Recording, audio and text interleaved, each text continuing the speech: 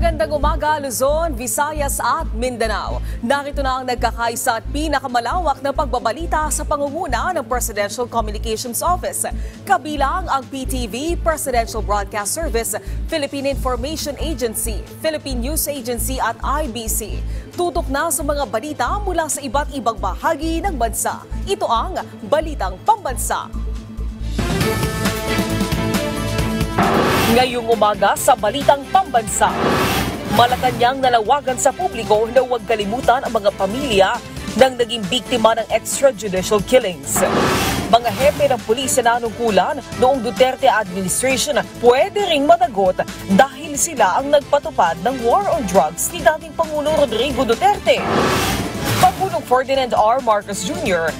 patuloy na kinikilala ang malaking papel ng mga sundalo para maabot ang pangmatagalang kapayapaan sa bansa. Gobyerno, tuloy-tuloy pa rin ang suporta sa mga rebelde na nagbabalik loob. Department of Labor and Employment o DOLE patuloy sa paglilunsad ng mga job fair para mabawasan ang kahirapan at paunlarin pa ang ekonomiya ng Pilipinas. At Department of Health nagbabala dahil sa pagdami ng bilang ng kaso ng rabies sa bansa mula 2020 hanggang 2024.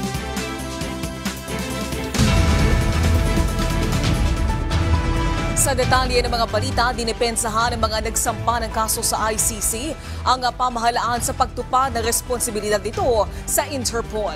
Ipinaliwanag naman ng ilang eksperto ang mga detalye kaugnay sa gagawing paglilitis ng International Criminal Court kay dating Pangulong Rodrigo Duterte. Si Christian Bascones ng PTV sa Balitang Pambansa. Hindi raw pwedeng singilin ang International Criminal Court sa pagkakaresto ni former President Rodrigo Roa Duterte. Nagkaroon lang ng obligasyon ng ICC kay Duterte nang nasa kustodiya na nila ang dating Pangulo. Ang rules sa ICC, they will not inquire how Duterte was arrested and seized here in the Philippines because they are not part of that. They did not participate in the seizure of arrest Duterte here. Once they have custody of Duterte when he's delivered, and he was delivered to the ICC already, they assume jurisdiction over him to proceed with the trial. So from the point of view of international law, if there was a defect or irregularity in this arrest in the Philippines, that will not affect the jurisdiction of the ICC. Pagdating naman sa Pilipinas, pwedeng managot ang hepe ng pulis na nanungkulan noong Duterte administration. Sila kasi ang nagpatupad ng war on drugs ng Pangulo. Yung mga PNP chiefs sa panahon niya, at least the first two, no? Sabi nila daw si General Bato at si General Albayade ang kasama. Diba? Yung maraming mga high-up na PNP na kasama, diba? Lalo na yung mga reward system. Dagdag pa nila Binya, hindi naging matagumpay ang war on drugs ng nakaraang administrasyon. Naging negosyo raw ito dahil pinagkakitaan ng mga pulis kung saan mga mahihirap ang naging biktima. Intindihin natin, hindi ito totoong war against drugs. Yung totoong war against drugs, you would have gone after, di ba, mga drug pushers, mga drug syndicates. They went after the poor kasi pinagkikitaan nila yon, di ba? May reward money. Kasi yun ang madaling patayin. Hindi mo pwede mapatay kagad yung ano, di ba, yung drug lords kasi marami silang bodyguard, di ba? Nakatago sila. Baka nga wala na sila sa Pilipinas, di ba? So here, it's a criminal enterprise ang nangyari dito sa war against drugs. People made money. Funeral parlors made money, di ba? And then may cut, syempre yung police na yung ganun kasakdam ito, di ba? This wasn't about saving our young people according to Duterte. This is about making money, diba, on doing injustice in massacring the poor. June 2017, nang maghain ng komunikasyon sa ICC sina former Senator Antonio Trillanes IV at former Magdalo Party List Representative Gary Alejano. Nanindigan si Alejano na tama ang kanyang ginawa.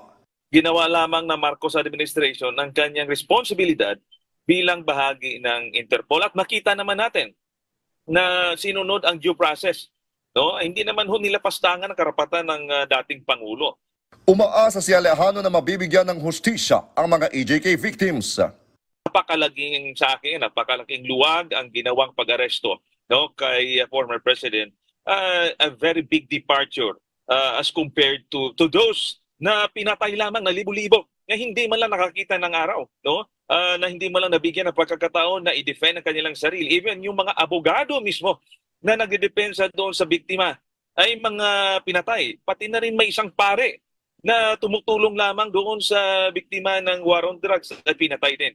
So, yun yung atmosphere na pinanggalingan at malayong-malayo na ngayon siya ay inaresto. Binigyan ho ng due process. Samantala, may mensahe naman si Alejandro sa lahat ng Pilipino na magkaisa.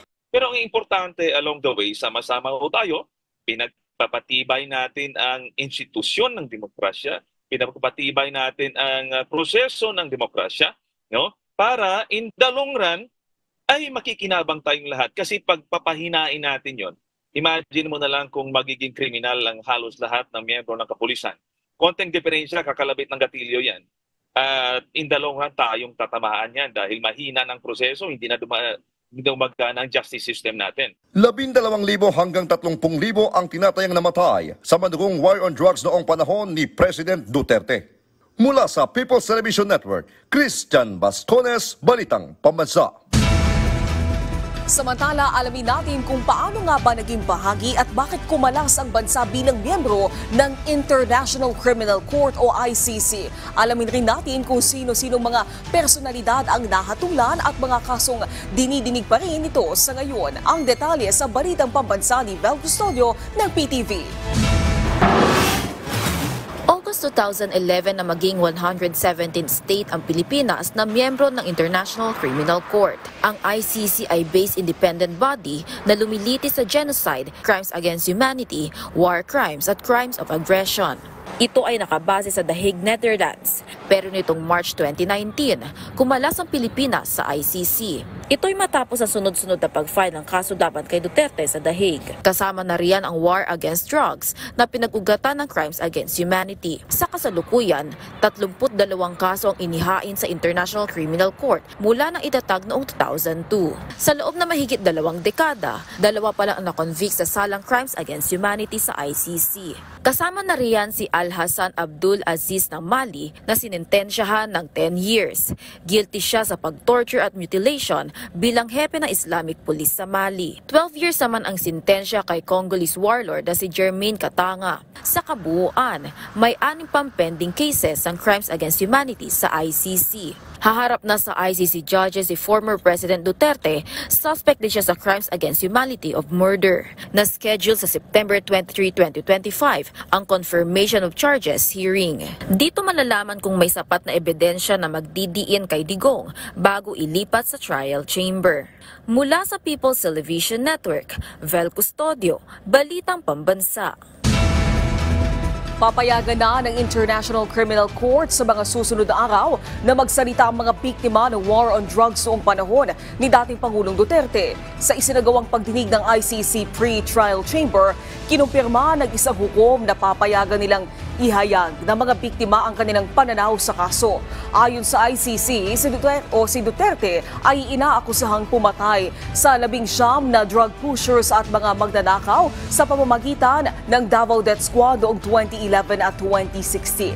Kagagawan din umano ni Duterte ang pagkamatay ng 24 na umano'y mga kriminal, drug pusher, magnanakaw at drug users sa pamamagitan ng mga pulis sa pagitan ng 2016 at 2019.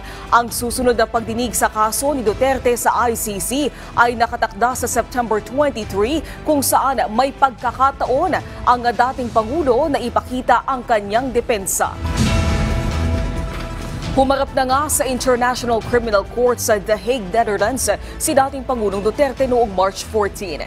Ipinaalam ng korte kay Duterte ang kanyang karapatan at kung ano nga ba ang reklamo laban sa kanya. Pero sa kalagitnaan ng pagdinig matapos makumpirma ng korte ang pagkakakilanlan ng dating Pangulo, iginiit ni dating Executive Secretary Salvador Medialea na kidnapping ang nangyari kay Duterte. Ito mano ay pakikipagsabwata ng ICC at ni Pangulong Ferdinand R. Marcos Jr. Ipinaliwanag naman ni UP College of Law Professor Attorney Ruby Rosel Tugade na hindi extradition ang pagkakaaresto kay Duterte, kundi pagsuko. An extradition would imply another state is involved. And in the case of former President Duterte, it was a surrender by the textual definition of the Rome Statute, not an extradition. Ipinaliwanag ni Palace Press Officer Undersecretary Claire Castro ang ilang dahilan kung bakit hindi napagbigyan na iurong ang pre-trial chamber ni dating Pangulong Rodrigo Duterte sa ICC. Ang detalye sa balitang pambansa ni Efraim Gaito sa Radyo Pilipinas.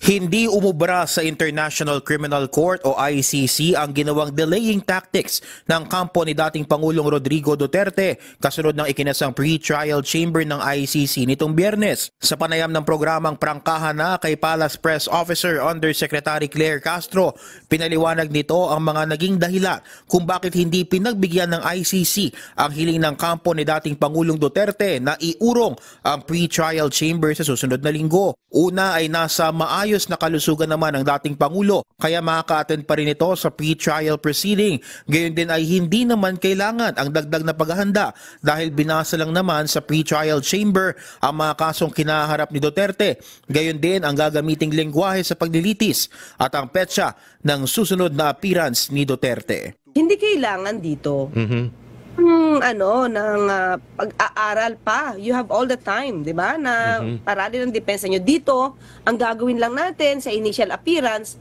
unang-una, i-identify yung suspect. Na ginawa ni dating Pangulong Duterte. Pangalawa, ibabasahin yung charges. Pagdating naman sa mga karapatan ni dating Pangulong Duterte ay maayos din itong naihayag ni ICC Presiding Judge Julia Motok kung saan kabilang ang hindi pagpilit sa dating Pangulo na magpahayag ng guilt sa mga kasong ipinupukol sa kanya, kompletong pasilidad para sa kanyang legal team at ilan pang serbisyo ng ICC na ibibigay ng libre. Ikakasa ang susunod na pagdinig ng ICC kay dating Pangulong Rodrigo Duterte sa September 23, 2025. Mula sa PBS Radyo Pilipinas, Efraim Gaitos para sa Balitang Pambansa. Nagsimula na ang gumulong ang unang hakbang para sa hustisya ng umunoy mga biktima ng extrajudicial killing sa war on drugs ng Duterte administration ayon sa Malacanang.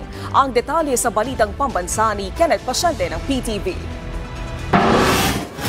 Matapos ang kanyang pagkakaaresto, humarap sa kauna-unahang pagkakataon si dating Pangulong Rodrigo Duterte sa mga huwes ng International Criminal Court sa The Hague, Netherlands. Kaugnay ito ng kasong crime against humanity na kanyang kinakaharap dahil sa umano'y extrajudicial killings na naganap dahil sa madugong kampanya kontra illegal na droga noong siya ang presidente ng Pilipinas. Ayon kay Palace Press Officer at PCO Undersecretary Claire Castro, simula na ito ng paggulong ng hustisya, lalo na't hindi kinatigan ng ICC ang hiling ng kampo ni Duterte na mapostpone ng pre-trial. Giit pa ni Undersecretary Castro, matatawag itong patas na paglilitis dahil naisiwalat sa pagdinig na naibigay ang pangangailangang atensyong medikal ni Duterte habang siya ay nasa detention facility. Nakumpirma rin na nabasahan ito ng kanyang mga karapatan at siya ay may kaalaman sa warrant of arrest. Taliwasan niya ito sa mga naging pahayag ng kampo ng dating Pangulo. Una nang sinabi ni Castro na hindi betrayal ang ginawang kooperasyon ng bansa sa Interpol na nagresulta sa pag-aresto kay Duterte. Pagsunod lamang anya ito sa nakasaad sa batas. Mas dapat po na ang Pangulo, ang gobyerno ay hindi nagbe-betray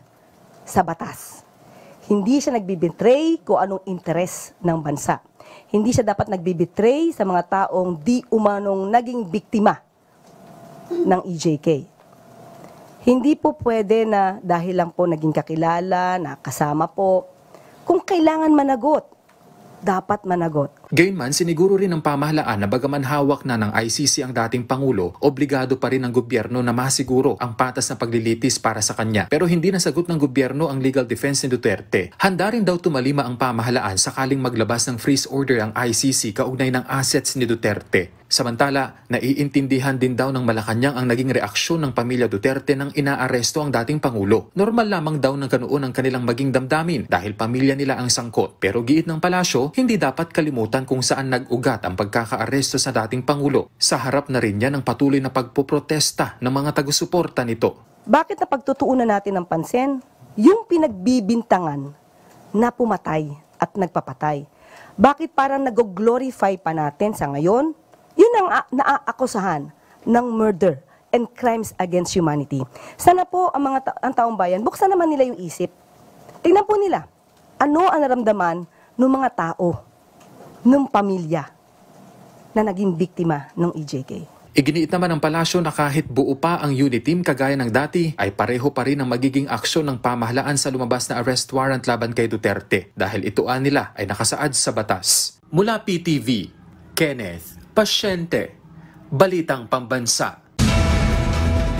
Malacanang nanawagan sa taong bayan na huwag kaligtaan ang mga pamilyang naging biktima ng extrajudicial killings sa harap ng atensyong tila nasa sentro sa mga akusado. Si Alvin Baltazar na Radyo Pilipinas sa Balitang Pambansa. Umapela ang Malacanang sa taong bayan na maging bukas ang isip at maramdaman ang damdamin ng mga naiwang mahal sa buhay ng mga EJK victim. Ang panawagan ay ginawa ni PCO Undersecretary at Palace Press Officer Atty. Claire Castro sa kita ng anyay puro sa mga akusado na sa sentro ang atensyon na hindi dapat. Tanong ni Atty. Castro, bakit tila nag-glorify pa ang mga naaharap sa akusasyong murder at crimes against humanity at tila nalilimutan ang kabilang panig. Ito ay ang pamilyang naiwan ng kanilang mga kamag-anak na di umano'y biktima ng extrajudicial killings o EJK. Pagbibigay diin ng palasyo, hindi dapat malimutan ng mga Pilipino ang mga nangamatay sa madugong giyera kontra droga ng nakaraang administrasyon. Sana po ang taong bayan, buksan naman nila yung isip. Tingnan po nila, ano ang naramdaman ng mga tao, ng pamilya na naging biktima ng EJK. Samantala ay umaasa rin si Atty. Castro na hindi magtatago ng anyay isang suspect sa International Criminal Court ang Senado. Sa gitna ito ng ulat na nakipag-usap umano si Senador Bato de la Rosa kay Senate President Chis Escudero para humingi ng proteksyon sa mataas na kapulungan. Sabi ni Castro, abogado naman si Senate President Escudero at batid dito kung valid ang proteksyon na hinihingi ni de la Rosa. Maaari din, sabi ni Castro, na alamin ng Pangulo ng Senado kung valido ang warrant of arrest na kinakaharap ni Senador Bato na co-accused sa kasong crime against humanity ni dating Pangulong Rodrigo Duterte. Marahil ayon kay Castro ay hindi naman kakanlungin at itatago ni Senador Chis Angcabaro na hinaharap din ng ICC sakali mang may lumabas ng mandamiento de aresto. Kung may warrant of arrest, abogado naman po si Senate President. Alam naman po niya kung ito'y valid. At pwede niya po na ikumpirma kung valid ang warrant of arrest. Hindi naman po niya siguro ikakalong at itatago ang masasabing suspect sa isang International Criminal Court. Para sa Balitang Pambansa, Alvin Baltazar ng Radyo Pilipinas. Handa ang Philippine National Police na muling tumulong sa Interpol sakaling may bagong arrest warrant laban sa iba pang inaakusahang sangkot sa war on drugs ng Administrasyong Duterte. Ayon kay PNP spokesperson Brigadier General Jean Fajardo, sa oras ng may ilabas pang warrants of arrest, ipatutupad pa rin nila ito alinsunod sa batas. May template na rin nila ang PNP matapos ang pag-aresto kay dating Pangulong Duterte noong March 11. Gayunpaman, nilinaw ng PNP na wala pa silang impormasyon sa anumang additional warrant mula sa Interpol. Samantala, itinanggi ni Fajardo ang mga kumakalat sa social media na may mga pulis na nag-resign. Patuloy ang kampanya ng mga kandidato ng alyansa para sa bagong Pilipinas sa Tacloban para manuyo sa mga botante doon. Ang detalye sa Balitang Pambansa ni Mela Lesmoras ng PTV. Tiniyak ng campaign manager ng Alyansa para sa Bagong Pilipinas na si Navotas City Representative Toby Chanco na mananatiling nakatuon ang pansin ng kanilang mga pambato sa Hatol ng Bayan 2025 sa mga pangangailangan ng mga Pilipino at iba yung pag-unlad ng bansa. Sa press conference ng grupo sa Tacloban City sa Leyte, natanong kasi ang usapin ukol sa pagkakaaresto kay dating Pangulong Rodrigo Duterte na ngayon nakapiit na sa detention center ng International Criminal Court. Sabi ni Chanco, bagamat mainit ang issue rito, patuloy ang gagawin nilang pag-iikot sa bansa at pakikipag-ugnayan sa ating mga kababayan. Ang alyansa ay nanatiling nakatutok doon sa araw-araw na mga suliranin ng ating mga kababayan, tulad ng trabaho, pangkabuhayan. So yun po ang pinapaliwanag ng alyansa at yun po ang tinututukan natin. Hindi po tayo dapat mawalan ng focus dahil yun po ang mga suliranin na dapat resolbahan para guminhawa ang buhay ng ating mga kababayan. Gate naman ni Alyansa Senatorial Candidate Abby Binay sa darating na eleksyon. Sana'y hindi lang kulay ng politika ang tingnan ng mga botante, kundi higit sa lahat ay ang kapasidad at kwalifikasyon ng isang kandidato. Yes, we are part of the administration, but we are individuals in a group. So sana naman po dun sa mga botante, we're not talking about kung pro Marcos ka ba o pro Duterte ka, kung pink ka ba, kung dilaw ka ba, kung green ka ba, kung red ka ba. At the end of the day, ang gusto po natin, tama po nga si Sen. Erwin, ano ba ang pwede naming ibigay sa mga kababayan po natin? Ngayong may iba't ibang opinyon ng mga eksperto sa issue, tanging hiling ng alyansa candidates sana'y manaig ang hustisya. Only time will tell. Hindi yan masasagot ngayon. Yung history books na magsasabi dyan, saka pa lang malalaman niya kung tama o mali pagdating ng takdang panahon. I would have to personally commend our embassy in The Hague for the efforts done and for following the mandate of the Vienna Convention on Consular Relations by providing the necessary assistance to President Duterte. Sa tanong naman kung napapanahon na nga bang magbalik sa ICC ang Pilipinas, hit ni Congressman Erwin Tulfo. Definitely, there should be public consultation. To start with, yung ating mga mambabatas, mga district lawmakers, senators, before we have to talk about it, tackle it, para we can hear the clamor of the public. Sino ba may gusto, sino hindi, so that we would know. Nasa Tacloban City sa Leyte ngayon ang Alyansa para sa Bagong Pilipinas para sa kanilang ika-9 na campaign rally na pinangunahan mismo ni Pangulong Ferdinand R. Marcos Jr. Libo-libong kababayan natin ang nakilahok dito para marinig ang mga plataporma at mga plano para sa bansa ng mga pambato ng administrasyon. Mula PTV, Mela Las Moras para sa Balitang Pambansa. Ano naman kaya ang reaksyon ng mga mamimili sa pagbaba ng presyo ng bigas? Alamin natin sa Balitang Pambansa ni Vel Custodio ng PTV Live. Naomi, plano pa ng Department of Agriculture na ibabas ang maximum suggested retail price ng 5% broken imported rice mula sa kasalukuyang 49 pesos bawat kilo ay magiging 45 pesos na lang ang bawat kilo ng bigas. Kung mananatiling malakas ang palikitan ng piso at patuloy na bumaba ang presyo ng bigas sa world market, maaaring ibaba pa sa 45 pesos sa MSRP na imported na bigas. Ayon sa DA, bumaba na ang presyo ng bigas sa pandaigdigang merkado sa pinakamababa nito sa higit 2 taon. Bumagsak na ng mas mababa sa $400 bawat tonelada ang ilang uri ng bigas at $490 bawat tonelada na lamang ang landed cost ng 5% broken imported rice. Mas mura na ito ng $200 o halos 11,500 pesos kada tonelada kumpara sa presyo nito noong November 2024. Bukod dito, isa pang opsyon sa murang bigas ay ang kadiwa ng Pangulo na mabibili na rin sa mga palengke kagaya dito sa Kamuning Public Market.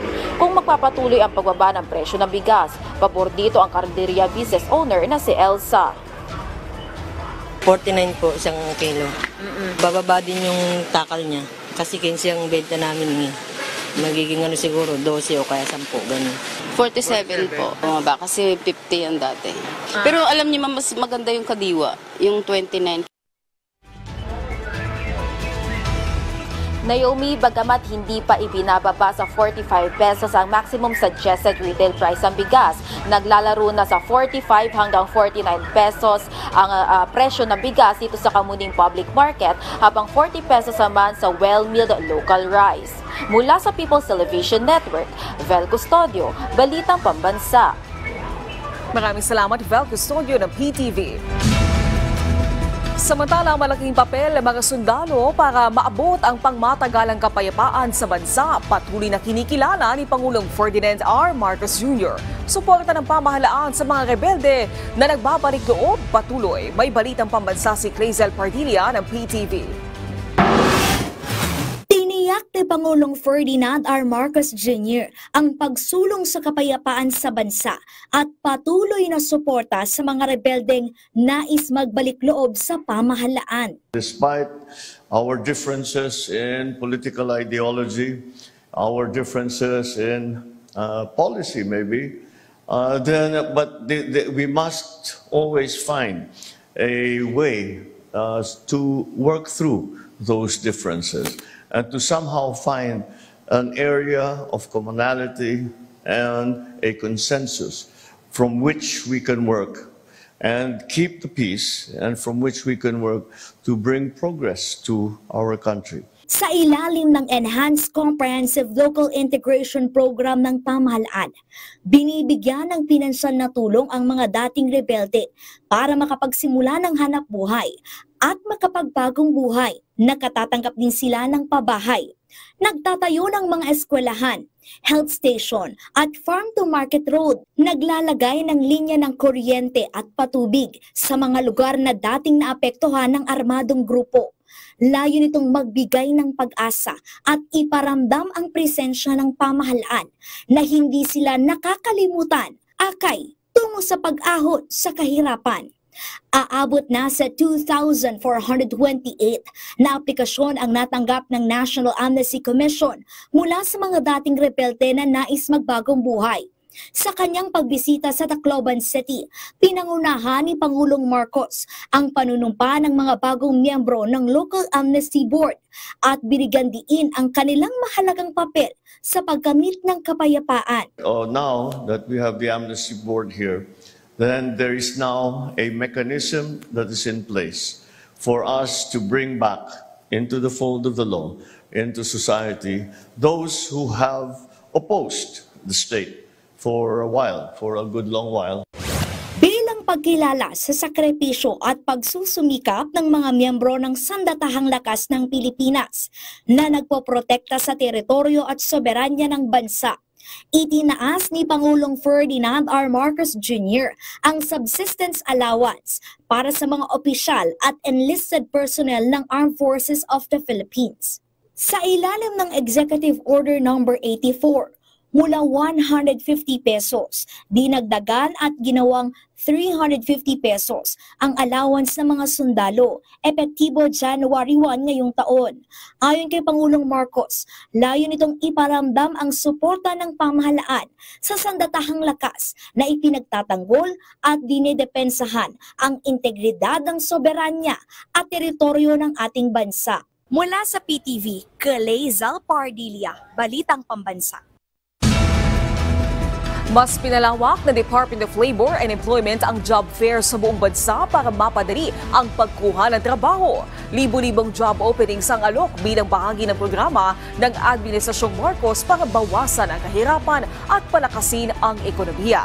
Ayon kay Pangulong Marcos Jr., prioridad ang regular at malawakang job fair sa lahat ng rehiyon. Samantala, pinangunahan ng Occupational Safety and Health Center o OSHC ang pagdiriwang ng Occupational Medicine Week ngayong taon na may ngayong buwan na may temang Digital Technology and Occupational Medicine Practice, kung saan magkakaroon ito ng 2 days free webinar simula March 20 para talakayin ang workplace safety gamit ang makabagong teknolohiya. Ayon kay OSHC Executive Director Engineer Jose Maria Batino, inatasan sila ng gobyerno na manguna sa mga aktibidad ng selebrasyon kabilang ang Occupational Medicine Week Forum sa Quezon City. Hinihikayat rin nila ang mga kumpanya na lumapit sa kanilang tanggapan o DOLE Hotline 1349 para sa workplace safety concerns. Samantala, bilang pakikiisa sa pagunita ng World Kidney Day, isang kampanya ang isinulong ng Public Health Unit ng National Kidney and Transplant Institute sa isang paaralan sa Quezon City. Layo itong mapaalalahanan ng publiko sa kahalagahan ng pangangalaga sa kalusugan ng ating bato. May balitang pambansa si John Lester Laguna ng Philippine Information Agency. Naglunsad ng Kidney Care Campaign sa Piñahan Elementary School sa Quezon City ang Public Health Unit ng National Kidney and Transplant Institute o PHU-NKTI para sa pagdaraos ng World Kidney Day. Ito ay may temang Are Your Kidneys Okay? Binibigyan din nito ang kahalagahan ng early detection sa pagprotekta sa kalusugan ng kidney. Nagbigay ang NKTI ng educational lecture sa mga grade school students tungkol sa mga sintomas ng kidney disease at kung paano ito maiiwasan. Pinag-usapan din ang importansya at benepisyo ng early detection nito. Mayroon ding libreng urinalysis screening para sa mga guro at high risk na mga student. First time ko palang tapos sa busy din ko, kaya hindi masyado nakakapagpunta na sa hospital para mag-check.